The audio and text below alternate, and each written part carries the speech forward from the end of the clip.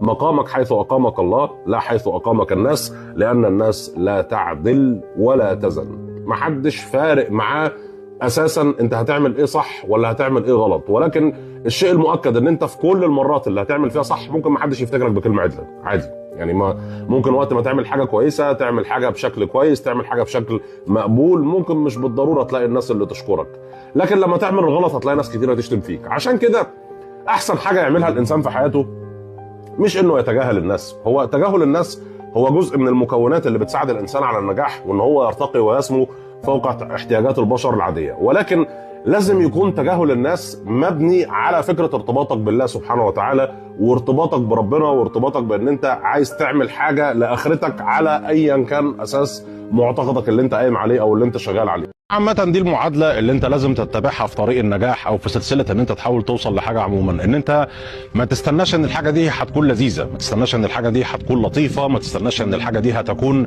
نزهة ووقت لطيف انت بتقضيه. لا، الموضوع محتاج ان انت تكون صبور، يكون بالك طويل، يكون عندك القدرة ان انت تتعلم وان انت تسمع، والاهم ان انت ما تستناش تأثير فوري هيحصل في ساعتها، انك اول ما هتبدأ الحاجة العالم كله هيضحك لك والدنيا كلها هتبص في وشك وتقول لك ايه الواد الجامد ده، يلا نديله كل اللي بيحلم بيه. على العكس تماما، العالم ماشي بالعكس. يعني اول ما تقرر ان انت تحيد عن طريق التفاهه اللي انت ماشي فيه وتقرر ان انت تاخد سكه ان انت تحاول تحسن من حياتك وتحسن من نفسك، فانت بتلاقي ان العالم كله واقف ضدك مش واقف معاك. بتلاقي ان العالم كله بيحاول يوصل لك رساله ان اللي انت بتعمله ده ما منوش فايده، ما منوش لازمه، ومش هتوصل لحاجه في الاخر. اوعى تبقى الشخص اللي بيرتكب كل الموبقات تحت مسمى ان هو متصالح مع نفسه، لان الشخص ده مش متصالح مع نفسه، هذا الشخص عبد لشهواته، كلب لشهوته، وانت مش كلب لشهوتك ولا عبد لشهوتك. اوعى تفكر بالطريقه دي، واوعى تفكر بطريقه ان انا لازم ما ارتكبش اي اخطاء. لا، هترتكب اخطاء وهتقع في حوارات وهتقع في مشاكل،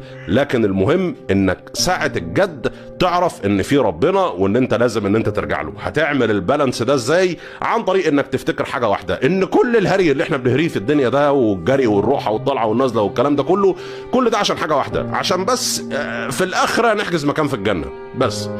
يعني كل الليله دي احنا مش دايمالنا، هي اخرتها معلم ال2 متر في متر ولا المتر في متر وكلنا نازلين ما حدش جاي.